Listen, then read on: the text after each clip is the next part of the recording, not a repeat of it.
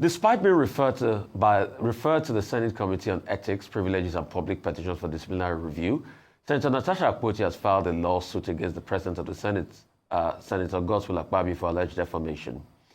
Akpoti Udwanga raised concerns after her seat was being reassigned following a shuffle triggered by opposition members switching to the majority wing. She resisted relocation, leading to a confrontation and her and the Senate President. In the suit filed before the Federal Capital Territory High Court on 25th of February, the Senate President of the Federal Republic and legislative aides to the Senate President, Ufon Patrick, were listed as second and third defendants. Meanwhile, Citizens Network for Peace and Development and Civil Society Organization CSO has asked Natasha Akpoti, Senator representing Kogi, to redirect her energy to legislative duties. In a statement, Francis Wanner, the executive director of CSO, asked the lawmaker to refrain from activities as perceived as distraction to the Senate. Wanner said the Kogi senator should be fighting for poor Nigerians rather than fighting over seat allocation in the chamber. So joining us now on the show is Senator Natasha Akpoti, this day Award Senator of the Year, member representing Kogi Central of the National Assembly. Let's go to it because there's a lot to talk about, Natasha, and there's a one for time. There's been some allegations, of corruption against you by some Northern, youth association. Can you address those allegations? That's number one. Number two, can you tell us how seats are being arranged, in the Senate and what transpired, your take on that? That's number two. And really, I'd like to know, you and Akpabio today, you and Akpabio another time. What is really the matter between you and Akpabio? Because I hear that both families are friends. So I'd like to really know what is going on. Why always you and Senate President Akpabio? Those three questions. Good morning, Rufai. Good morning, Ayo. And good morning, Professor Kila. Thank you so much for having me on your show. And also thank you for awarding me as the Senator of the Year. It's quite unfortunate that after such a long break from me being in the studio, this scenario had to bring me in here. And going straight to your first question, which is the allegations, the petition against me by a certain northern group, which has to do with the conduct of my office as the chair of the local content committee.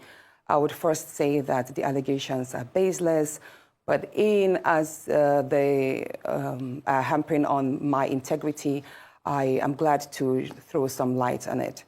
The first allegation there was on the misappropriation of the funds in the account and withholding the interest, as it said. I would like to say this, that when I resumed as chair, I have the bank statement here. It's the Sterling, it's an account under the name Senate Committee on Local Content, and the account is with Sterling Bank, and the account number is 00662082209. And when I resumed as chair of the committee, the account balance was zero. And then gradually, at the time I handed over to the next chairman, the account had 13,649,335 naira and 4 kobo.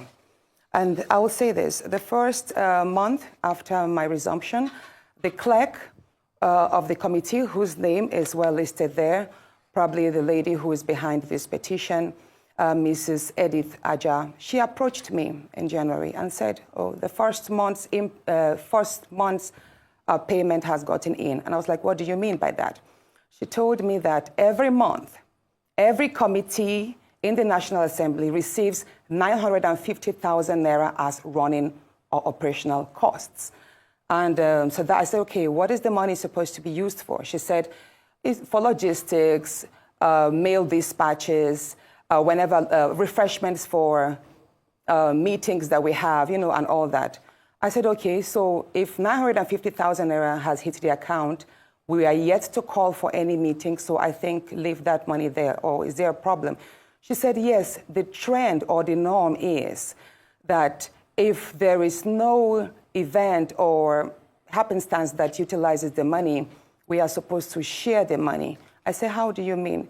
She said, the money is usually shared. I, as the chairperson, I would take a part of it. I'll give some to my deputy, and the rest of the money will be shared amongst the staff of the local content committee. And I was like, did you say that is what happens? She said, yes, that is what my predecessor did, and that is what happens in all the committees in the National Assembly. I said, well, you know what? That money, if it's meant to service the operations of the committee, it's not meant to enrich my pockets. It's not meant to enrich the pockets of the staff.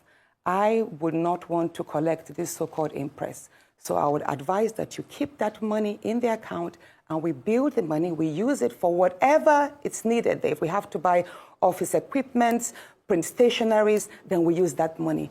And I promise this, and the bank statement is here. Anyone who has access to it, I have called the account number.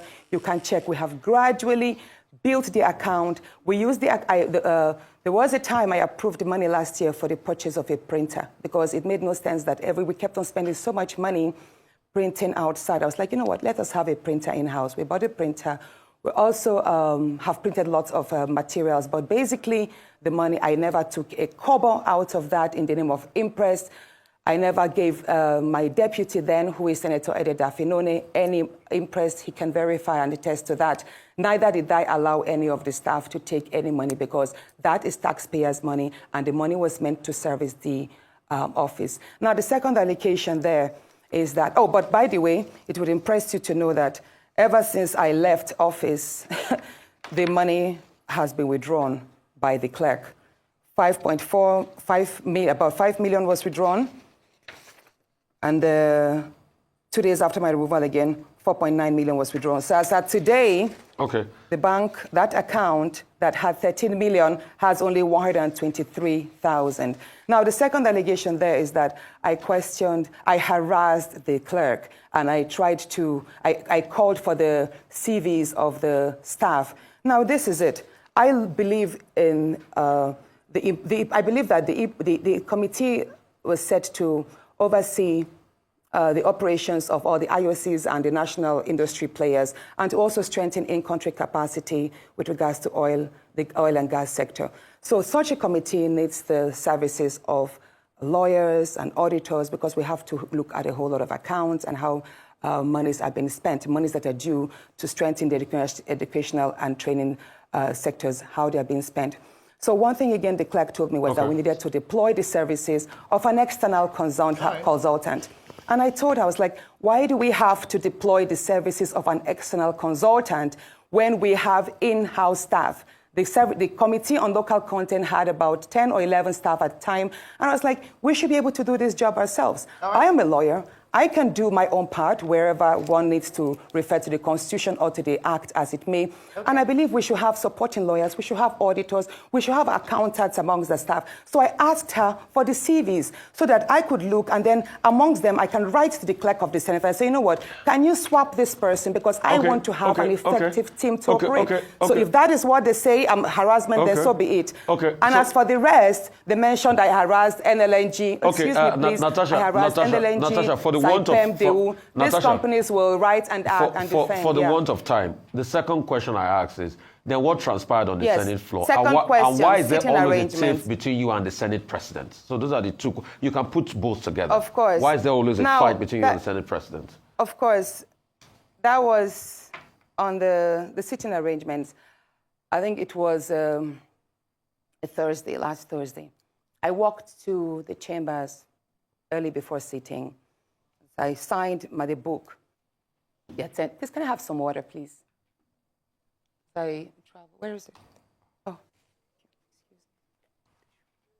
Okay, we'll just wait to... I flew all night, so I'm kind of drained. Okay, so... Yes, you were saying, yeah. The sitting arrangements. I walked into the chambers that morning. I signed my attendance sheet, and I was walking straight to my usual seat, which is the last seat by the door, like at the topmost last seat by the aisle. So, and then I was told by one of the sergeant at arms that, oh, ma'am, that is no longer your seat. You are now sitting at the far end there. And I was like, since when? They said, well, that's what the Senate President instructed. I was like, I was in chambers yesterday, which was Wednesday. I've not been notified. Why did you change my seat? What reason? I'm comfortable here. I'm okay here. I wasn't notified to that. So I was upset. And then I said I refused to move to the new seat. I don't even know what the new seat is. I don't even know the number. I don't know. But they told me it was the last seat, appointed the last seat at the far end. So then the procession came. The president walked in to the seat, and then the rest was shown online. I was already told, by the way, that I should gently move. Some senators messaged me that I should please adhere to the change and move to my seat because that was a trap, a setup. And I was like, I was trying to understand what trap, what setup. At that point, the minority leader, Senator Abamoro, walked up to me and he told me, Natasha, please just obey, just go to that seat. And I'm like, no, sir, you are my leader. You should speak for me. I am not aware that my seat has been changed. And I believe I should be given a chance. Maybe they should explain to me why my seat was changed. Maybe I can also explain why, if they could maybe consider leaving me here, that I'm not moving. He said, he pleaded with me that I should please move to the other seat and not explain that we could address it later. And I said, sir, I have hit these chambers, I have complained, and you have witnessed several of my privileges, me being maligned several times, and you never stood up for me. So no, I am not moving there because I do not trust that if I move, this matter will be addressed. So I am going to raise it on the floor. That was what I told my leader, who is the leader of the minority, Senator Abamoro. And then he walked. So after that, I was about to be, the minority whip now read the rules that I have broken the Senate rule by not adhering to my seat change. Allocation, and that was when, at the time the Senate president was about to read my seat allocation. At the time the Senate president was about to read, because the next thing he was going to do was to read my suspension because I failed to adhere to that. But he had already made some statements that, Senator, the whip was, hold on. The whip, yes, it's just that we had to manage. Already had mentioned Senator that Natasha. Yes, ma'am. I'm so sorry, but we had to manage our time, and part of the questions. Okay, so you might. So at that point, I knew I had to read Order 10. Okay. Yeah, I had to read Order 10. Now, what is Order 10? Many people don't understand.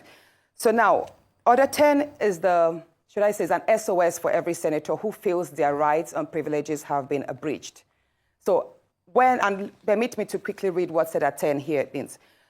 Any senator may rise at any time to speak upon a matter of privilege suddenly arising, and he shall be prepared to move without notice a motion declaring that a contempt or breach of privilege had been committed. Now here it is. It does not say I cannot read that order in that place. Whenever a senator feels that their rights have been trifled upon, I have the right, even if I'm laying on the floor, wherever a senator is in that place. This order book does not say Order 10 should be read from a particular seat. Okay, Senator Natasha, let me come in here. I have no right to speak from that seat, that I should speak from my new seat. Yes. The Senate President aired. Hold on, please. This is a very important point. Okay. The Senate President himself made a mistake by not allowing me to speak on that Order 10, because it says here, and let me mention number 11. When a matter of privilege Senator Natasha, I'm going to have to come in here. Senator Natasha, I am going to have to come in here. Thank you so much. Yes, please. You'll have more time to explain, but we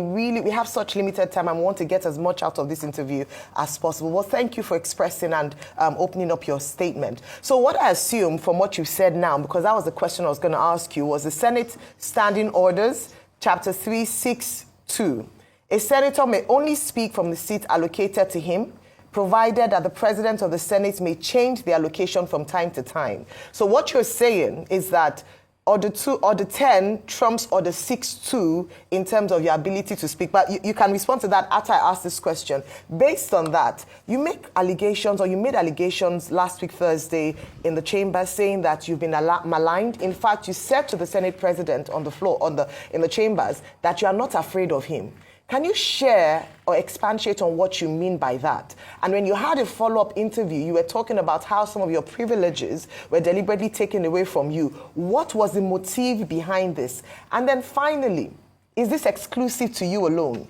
Or is it just because, I mean, there are many things that have come up because you're a woman, there are only 4 women in the House, you and the Senate President have personal altercations that have now appeared on in the chambers. Is this the privileges being withdrawn from you exclusive to you alone? And why do you think that is? Now, thank you.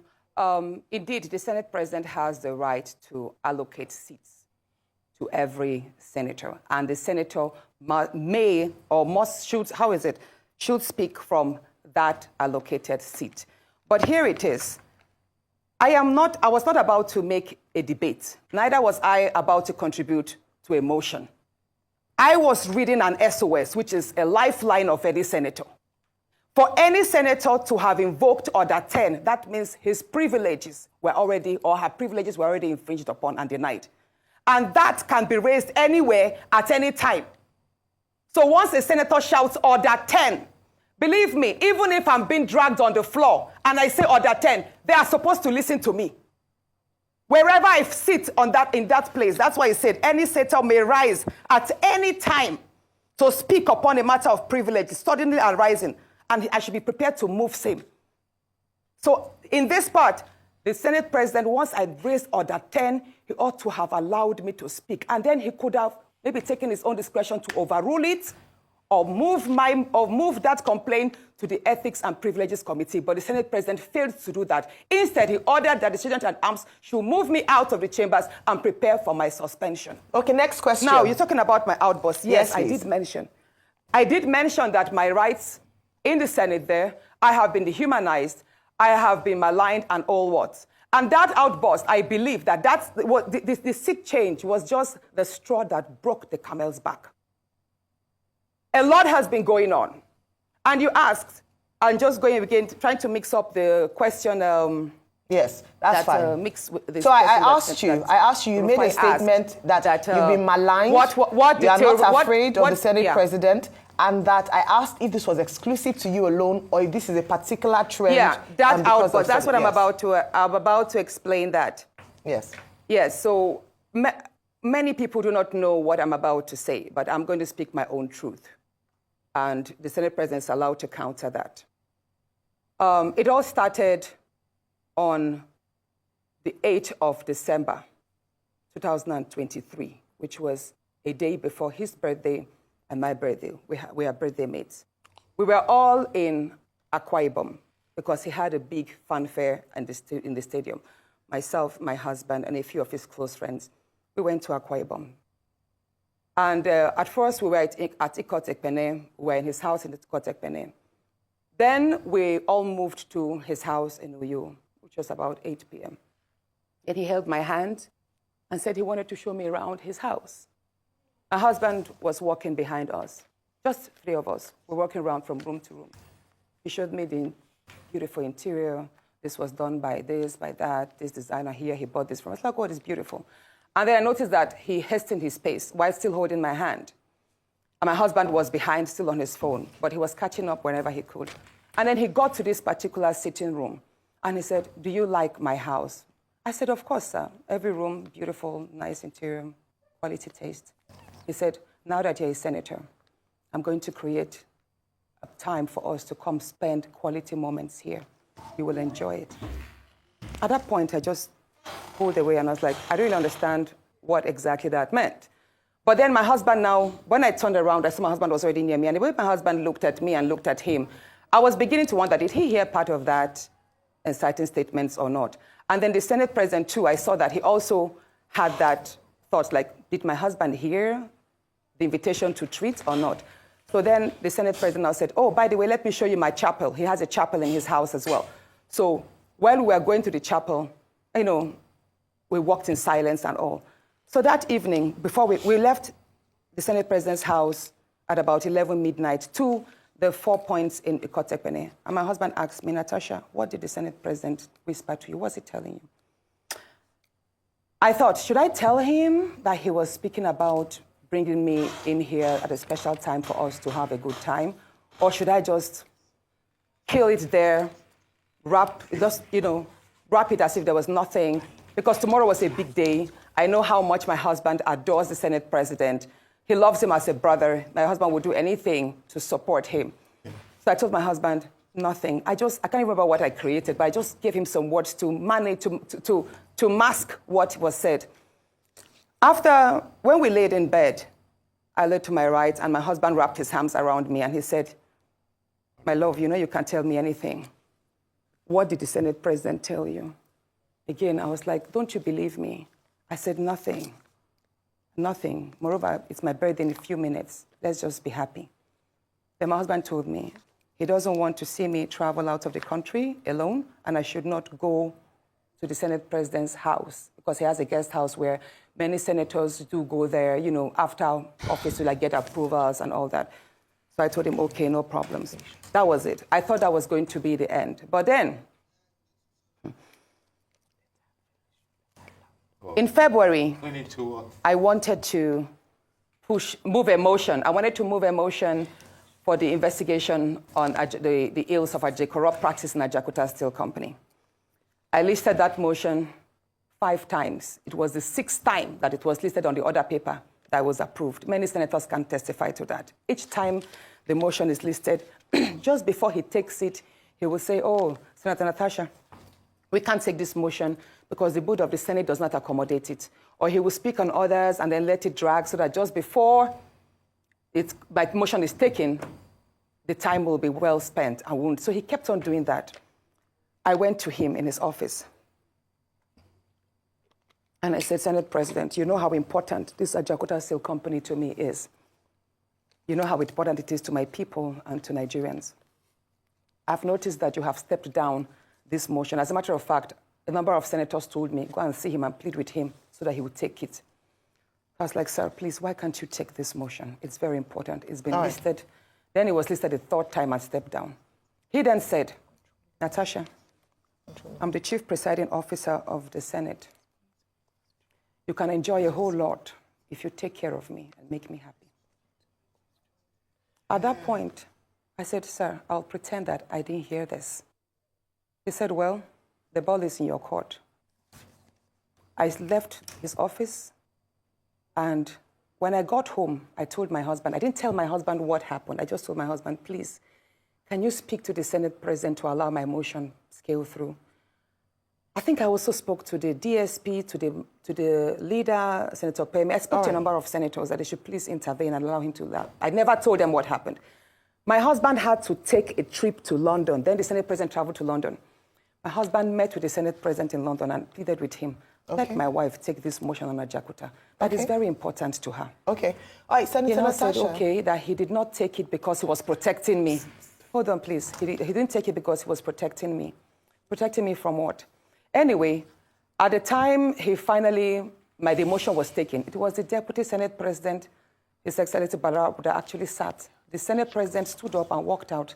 So it was Senator Barao that actually took it. All right, Senator Natasha. And from there, many other incidents happened. Yes, Senator let's Natasha. Talk about the nightclub. Yes. Hold on, let's talk about the nightclub incident. Professor Kila is going to ask you a question. I'm so sorry to have to interject here, but I just want to mention that, and I'm glad you gave the caveat at the beginning of your statement, that this is your side of the story, and the Senate President has the right to defend himself or to counter what happened between you privately. So what I assume, or for what you're saying, is that what happened last week Thursday began from a private conversation, and then you have felt like you've been maligned as a result of you not agreeing to certain propositions, right? Yes. Okay, so what has happened? Yeah, you know the story of when a student keeps being failed. Yes. Please, let me say this, Ayo. You know the situation we see in universities whereby a student is continuously being failed just because she has not slept with the lecturer. That's what I've been facing, in simple terms. Thank you. Professor Kila. That is what I have been going through. Thank you very much, and Professor Kila. Now, moving to, should I speak about the nightclub incident? No, that's okay. Professor Kila will come in now. Thank you. Don't do that. It's barely time to come in because you've just indicted the lecturer indirectly. And I'm coming to ask you a question. Senator, it is from your side of the story, it is clear there's a lot of undercurrent and personal issues that had led to the, should we call it the outburst on the allocation of chair thing. There's a lot going on, and you've made a series of allegations which indicts the Senate President morally, if not criminally, at least, and there's indictment of abuse of power, because if he's refusing you to do your duty for personal reasons, we need to see if he has the right to do that. But let me ask you a question, just to simplify. This idea of your seat was reallocated and you don't want to use it. What's in a seat? Why was it so important for you not to just move as you've been told to do so and deal with it later? What's the importance of saying no to that seat allocation? Thank you so much, Professor Killer. Sitting arrangements in the National Assembly or in the chambers is very critical. That is why at the forefront, we have the leadership. And after them, we have ranking senators, second-timers, third-timers sitting there. And the nearer you are to the Senate president, the more visible you are. So you're able to interface with the daily activities, and then you have more visualized, like the cameras capture you more. You're more present as against being a backbencher. So where I am sitting, the Senate president sits at the lowest point, while I am sitting at the topmost point, but on the same level. So, Senator, it is, Senator, I'll recap for you. So whenever whenever I stand, yes, it is safe to say that where I was moved to, was you felt they were reducing you. Where the workers, the chamber staff sit. So you felt they were relegating you. Seat. They were relegating you. If they say, hold on, exactly. Let me say this. Yes. His excuse that it's because there were 2 vacant seats due to the decamping of the senators, right? Yes. And that they had to. Why did they have to pick on me to start the shift? There were other senators that were in front of me that would have filled the seat. Why did it have to be me to fill in the seat at the far corner? But I will say this again. If you see where I sit at the back, there is a silent degrading of senators that, as they say, came from court. Yeah. We are made to feel as if we are lower than our other colleagues that resumed office and were sworn in earlier than us, even though we're all first-timers. Do you understand what I'm saying? Yes. I remember when I asked, initially, I asked why I was not sitting amongst my other first-time colleagues. Yes. And I was told that is because you resumed 6 months later. So it's almost like a punishment because I resumed 6 months later. Therefore, I have to sit or take seats or wait for my other colleagues whom we all ran elections with together and won together, even though we were rigged. So Senator, we were made to sit at the back. So after me, it seems clear to me. Senator Akpabio, who came 2 weeks after me. Yes. So it seems to me, from your own narrative, straight from your own narrative, that you feel victimized and you feel you're being treated like a second-class senator in that place. Let me ask you a question based on your own narrative. I have a very important... No, but very quickly, you're going to say, let me just ask you just this question. Professor. Yes, just this very question. Do you feel that other senators in that house, male or female or different party, do you feel that they're standing up to what they ought to be doing, or do you feel they are also, with their silence, complicit with your victimization? I want you to judge the whole Senate, 109 men and women. No. You don't feel they're complicit, and you don't want to... Now, here it is. I have enjoyed tremendous support from my colleagues. And the fact that a number of my colleagues have not spoken out publicly in my defense or criticized what has happened does not mean that they do not visit me privately at home or they do not call on me to give me words of encouragement. Why they are yet to come up openly and criticize the activities of the Senate President, probably that's best known to them. However, one question I have been asked a number of times is, why are the women silent? Why are the 3 other women silent? Yes, so why, Senator? Why do you think they're silent? The day I filed the suit of defamation, the suit that whereby the Senate President's SLA on new media, Mr. Patrick Mfong, sexualized me by addressing my attire as being transparent, and that the only thing I know how to do is to wear pancake to the chambers. So when I filed that suit, Senator Ireti Kingibe, hold on, Senator Kiriti Kingibe, Senator Natasha, and Senator we're low on Idiat. time, Three women please. who sent messages to me that they do not support the litigation. Okay. And none of them have called, apart from Senator Idiat, that called my husband to tell me to withdraw that suit and all that. Okay, And my Natasha. husband charged her that you were the same person who had come to the house to tell him that the ST Natasha. was hitting on his wife sexually. So why are you now against my wife standing up for her rights? Okay, so let me tell you something, Mr. Which nobody knows. No, Mr. Rufai, please allow me to say this, please. Please go ahead. Can I say this? Please Yes, go please ahead. go ahead. Please go ahead, Senator. Please go ahead. Now, at the nightclub incident, I believe that was not a slip of tongue. That was not a slip of tongue. He has a number of times told me that there are various ways we can have fun.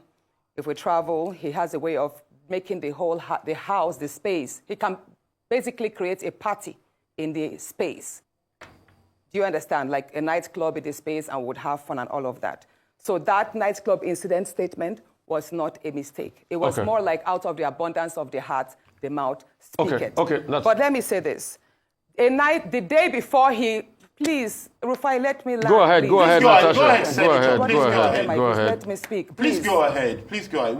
We're if you don't want me to speak, I'll walk out and complete this on my Facebook, please. Please go ahead. We're Natasha. Trying to manage time, Senator, but go ahead and finish it quickly. We're trying to manage time, but please go ahead. The night, or should I say that morning, early hours of the morning that he apologized, which was 23rd of July, 2024. That was the morning he apologized. So the night I have it printed here. I have the screenshots of the phone call. It was 14 minutes past midnight when my phone rang. The leader of the House called me, Senator Michael Bamidele Okpeyemi called me, and he said, Senator, how are you? I said, I'm fine. He said, in the wake of all of this rancor, if the Senate President goes down, I will go down too. And I said, what do you mean, sir? At that point, I woke my husband up because he had fallen asleep before me. I said, are you calling me to threaten me? I could hear murmurs from the Senate President. I could hear the Senate President's voice at the background because I could tell he was on speakerphone. He said, no, I'm just telling you that, there's a whole lot of attack on the Senate President, and if things go down, if he resigns or something happens, I should know that I'm going to be held responsible and I also go down. At that point, I started shouting. I was like, you can't call me at midnight and threaten me, sir. You can't do this. And mind you, I was actually surprised because the leader of the House is someone I respect greatly. He's a very good friend. He's a very calm person. And I believe, I'm saying it, that if he actually made those statements, he probably was told to do so. So I dropped the line. And then I dropped the line. The first conversation was just 2 minutes, 33 seconds. Then my phone rang again at 26 minutes past midnight, that same day. And then it was the same call, Senator Okpeyemi's line, but then it was the Senate President's voice. He said, Princess of the Senate. That's how he calls me casually. I've been attacked. My wife has not slept for days. She's been crying. She's received lots of insults, all because of you. I said, no, sir, it's not because of me. It's because of you. I didn't force you to order that statement. And I did not call on the support I received from Nigerian women. So don't blame it on me. Say, no, he's telling me this because the Dane of Akpabio, I think he's a king in Akpabio in Delta State. So the Dane of Akpabio spoke with him and told him that that's the Senate President, was the most hated politician in Nigeria at that point. Mind you, that was a few days to the protest. There was this end bad governance protest on the 1st of August, and this incident happened like a week before. So he said the Dane of Akpabio told him, Mr. Senate President, your rating is all low. You're one of the worst. You're one of the most hated politicians now. So I would advise, he said the Dane of Akpabio advised the Senate President to leave Abuja because if he is caught in the middle of the protest, he could be attacked by the Nigerians. I said, so why are you telling me this, sir?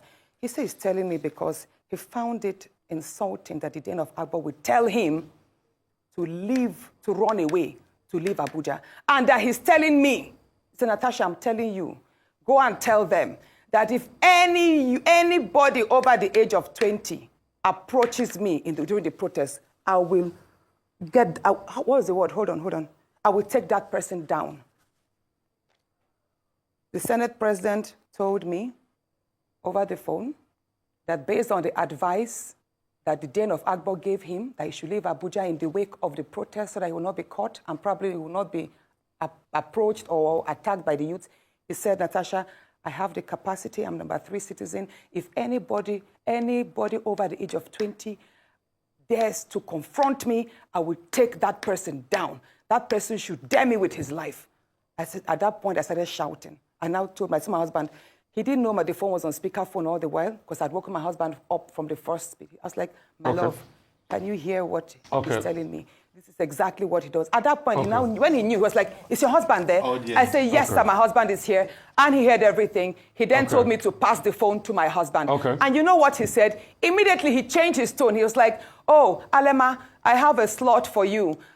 For an appointment from Delta State, why don't you bring a nominee? And I took the phone back, I shouted at the Senate president. I said, you can't pacify us, you can't threaten me on one side and then pacify me. Sir, I'm aware, even though the conversations took place on via WhatsApp, I know that the DSS and the NSA's office, they have the tools to extract these phone calls.